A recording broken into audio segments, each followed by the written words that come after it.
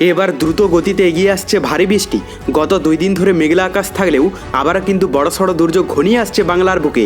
কিন্তু ঠিক কোন এলাকায় বড়সড় দুর্যোগ ঘনিয়ে আসবে এবং কোন দিকেই বা ভারী বৃষ্টি হবে তা নিয়ে এই ভিডিওতে আপনাদেরকে বিস্তারিতভাবে জানিয়ে দেব। আপনি ভিডিওটি অবশ্যই শেষ পর্যন্ত দেখবেন। ভিডিওটি ভালো লাগলে একটি লাইক করবেন, আর এইরকমই লেটেস্ট ও হেল্পফুল ভিডিওগুলি সবার প্রথম দেখার জন্য আমাদের চ্যানেলটিকে সাবস্ক্রাইব করে পাশের বেল আইকনটি বাজিয়ে দেবেন। চলুন এক নজরে দেখে নেওয়া যাক। আলিপুর আবহাওয়া দপ্তরের পূর্বাভাস বলছে, বঙ্গোপসাগর থেকে প্রচুর পরিমাণে জলীয় বাষ্প প্রবেশের ফলে রাজ্য জুড়ে প্রাকৃতিক দুর্যোগের পরিস্থিতি তৈরি হয়েছে। সোমবার কলকাতা ও পার্শ্ববর্তী এলাকায় প্রবল ঝড় বৃষ্টির পর সপ্তাহের শেষে দুর্যোগ আরও বাড়ার সম্ভাবনা রয়েছে। উত্তর থেকে দক্ষিণ সর্বত্রই কালবৈশাখীর দাপট বৃদ্ধির পূর্বাভাস দিয়েছেন আবহাওয়াবিদরা। আগামী 23শে মার্চ পর্যন্ত এই পরিস্থিতি বজায় থাকবে বলে জানানো হয়েছে। এই সময় ঝড়ো হওয়ার গতিবেগ ঘন্টায় 50 থেকে 60 কিলোমিটারে পৌঁছতে পারে। 21শে মার্চও হাওড়া, হুগলি ও মেদিনীপুর সহ একাধিক জেলায় ঝড়ের সতর্কতা রয়েছে। কলকাতায় বর্তমানে আকাশ মেঘলা থাকলেও শুক্র ও শনিবার বজ্র বিদ্যুৎ সহ বৃষ্টির সম্ভাবনা থাকায় হলুদ সতর্কতা জারি করা হয়েছে।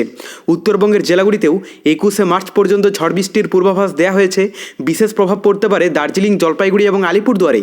ভারী বৃষ্টির পাশাপাশি শিলাবৃষ্টির সম্ভাবনাও আছে।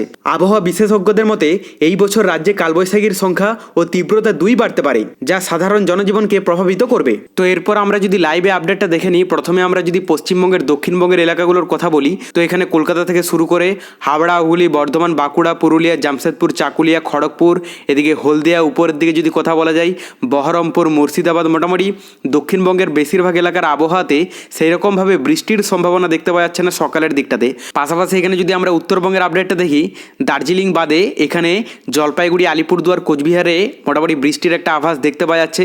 আর আমরা যদি বাংলাদেশের আপডেটটা দেখে নিই, সমুদ্র উপকূলবর্তী এলাকা এবং ভিতরের এলাকার মধ্যে অধিকাংশ এলাকার আবহাওয়াতে সেই রকমভাবে বৃষ্টির সম্ভাবনাটা দেখতে পাওয়া যাচ্ছে না। তবে উত্তরবঙ্গের শুধুমাত্র এলাকাগুলোতে কিন্তু একটা বৃষ্টির আভাস দেখতে পাওয়া যাচ্ছে। দুপুরের দিকটা আমরা যদি দেখে নিই, দুপুরের দিকের মধ্যে এখানে দক্ষিণবঙ্গের কিছু কিছু এলাকা আছে যেগুলোতে হালকা পরিমাণে একটা ইফেক্ট থাকতে পারে, যদিও পরিমাণে অনেকটাই কম। এখানে কলকাতা, পাশাপাশি খড়গপুর, চাকুলিয়া, জামশেদপুর, এদিকে পুরুলিয়া, বাঁকুড়া, আসানসোল, এই সমস্ত এলাকাগুলোতে দুপুরের দিকে একটা প্রভাব দেখতে পাওয়া যাচ্ছে। আর উত্তরবঙ্গের যদি আপডেটটা দেখে নিই, উত্তরবঙ্গের সকালের দিকে আভাস তো থাকবেই, পাশাপাশি দুপুরের দিকেও দার্জিলিং, কালিম্পং, কার্শিয়ংয়ে ইফেক্ট পড়তে দেখতে পাওয়া যাচ্ছে। তবে এক্ষেত্রে জলপাইগুড়ি, আলিপুরদুয়ার, কোচবিহারের যে আকাশটা অনেকটা অংশেই কেটে যাবে দুপুরের দিকে, কিন্তু সকালের দিকে সবথেকে বেশি প্রভাব থাকবে। আর আমরা যদি বাংলাদেশের আপডেটটা দেখে নিই, তো এখানে বাংলাদেশের মধ্যে শুধুমাত্র এখানে খুলনা, এদিকে বরগুনা, বরিশাল, এই সমস্ত এলাকাগুলোতে একটা ইফেক্ট থাকবে। কিন্তু এইদিকে যে চট্টগ্রাম, ফটিকছড়ি, মানিকছড়ি, কক্সবাজার, টেকনাফ, এই সমস্ত সমুদ্র উপকূলবর্তী এলাকাগুলোতে সেরকমভাবে বৃষ্টির আভাস থাকবে না। ভিতরের এলাকার মধ্যে বিক্ষিপ্ত এলাকা জুড়ে কিন্তু ইফেক্ট থাকবে। তার মধ্যে এখানে সিলেট, সুনামগঞ্জ, এই সমস্ত কয়েকটি এলাকা আছে যেগুলোতে হালকা পরিমাণে ইফেক্ট থাকতে পারে, যদিও পরিমাণে অনেকটাই কম। রাতের দিকে সেরকমভাবে চেঞ্জেস নেই। দক্ষিণবঙ্গের আকাশে সেরকমভাবে বৃষ্টির আভাস দেখতে পাওয়া যাচ্ছে না।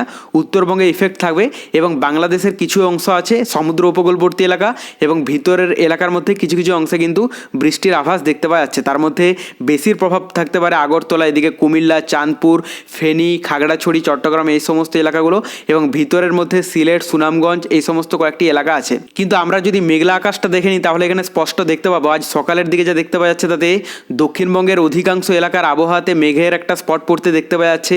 এখানে কলকাতা থেকে শুরু করে কৃষ্ণনগর, হাওড়া, হুগলি, বোলপুর, আসানসোল, বাঁকুড়া, পুরুলিয়া, জামশেদপুর, চাকুলিয়া, কিন্তু এর থেকে বিক্ষিপ্ত হারেই কিন্তু বৃষ্টির সম্ভাবনা থাকবে, সব এলাকাতে হবে না।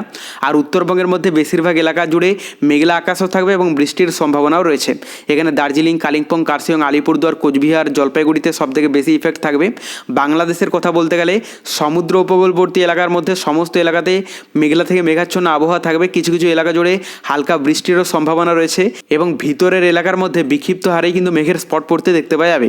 দেখুন, এই মুহূর্তে আমরা যদি বঙ্গোপসাগরের আপডেটটা দেখি, বঙ্গোপসাগরে সেরকমভাবে বড়সড় নতুন কোনো দুর্যোগ বা সিস্টেম নেই, কিন্তু একটি ঘূর্ণাবর্তের সৃষ্টি হয়েছিল। এর প্রভাবেই কিন্তু পশ্চিমবঙ্গ, বাংলাদেশে এরকম ইফেক্ট পড়তে দেখতে পাওয়া যাচ্ছে এবং এই দুর্যোগটা কয়েকদিন আরও চলতে থাকবে। মোটামুটি এই সপ্তাহটা চলবে। আমরা লাইভে আপনাদেরকে জানিয়ে দেবো। তার জন্য দুপুরের দিকে খুব একটা চেঞ্জেস নেই। মোটামুটি পশ্চিমবঙ্গ সহ বাংলাদেশের সমস্ত এলাকাতে মেঘলা থেকে মেঘাচ্ছন্ন আবহাওয়া থাকবে। রাতের দিকেও একই দেখা যাচ্ছে। তবে মোটামুটি বাংলাদেশের 80 থেকে 90% এলাকার আবহাওয়াতে মেঘলা থেকে মেঘাচ্ছন্ন আবহাওয়া থাকবে এবং বৃষ্টির সম্ভাবনাটাও রয়েছে। বিশেষ করে রাতের দিকে সবথেকে বেশি ইফেক্ট থাকবে। এরপর আমরা তাপমাত্রাটা দেখে নেব, কারণ গত কয়েকদিন ধরেই মোটামুটি যেহেতু বিক্ষিপ্ত এলাকা জুড়ে বৃষ্টি দেখা যাচ্ছে এবং মেঘলা আকাশ আছে, তো সেই কারণে তাপমাত্রায় কতটা চেঞ্জেস এসেছে। এখানে কলকাতাতে 34 ডিগ্রিতে চলে যাবে এবং পাশাপাশি দক্ষিণবঙ্গের বেশিরভাগ এলাকার তাপমাত্রা থাকতে পারে 32-33 ডিগ্রির মধ্যে। উত্তরবঙ্গের যদি আপডেট আপডেটটা দেখে নিই। এখানে দার্জিলিংয়ে 20 ডিগ্রি দেখতে পাওয়া যাচ্ছে, পাশাপাশি এখানে কালিম্পং কার্শিয়ংয়ে 22 ডিগ্রির মধ্যে থাকবে। আর এদিকে জলপাইগুড়ি আলিপুরদুয়ার কোচবিহারের তাপমাত্রা থাকতে পারে 28 থেকে 29 ডিগ্রির মধ্যে। বাংলাদেশের কথা বলতে গেলে সমুদ্র উপকূলবর্তী এলাকা এবং ভিতরের এলাকার মধ্যে অধিকাংশ এলাকার তাপমাত্রা থাকতে পারে 29 ডিগ্রি থেকে শুরু করে 30-31 ডিগ্রি পর্যন্ত। এরপর আমরা রাতের দিকে তাপমাত্রাটা দেখে নেব, কারণ রাতের দিকে এখনও পর্যন্ত হালকা ঠান্ডা ভাব রয়েছে, যেহেতু বিক্ষিপ্ত এলাকা জুড়ে বৃষ্টি হয়েছে, বজ্রবৃষ্টি হয়েছে এবং শিলাবৃষ্টি হয়েছে কিছু কিছু এলাকাতে। তো এখানে কলকাতাতে 25 ডিগ্রি থাকবে এবং পাশাপাশি বেশিরভাগ এলাকার তাপমাত্রা থাকতে পারে 21 থেকে 23 ডিগ্রির মধ্যে।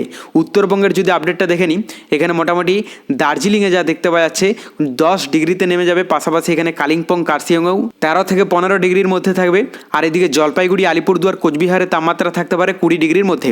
বাংলাদেশের কথা বলতে গেলে সমুদ্র উপকূলবর্তী এলাকা এবং ভিতরের এলাকার মধ্যে অধিকাংশ এলাকার তাপমাত্রা থাকতে পারে 21 ডিগ্রি থেকে শুরু করে 22-23 ডিগ্রি পর্যন্ত।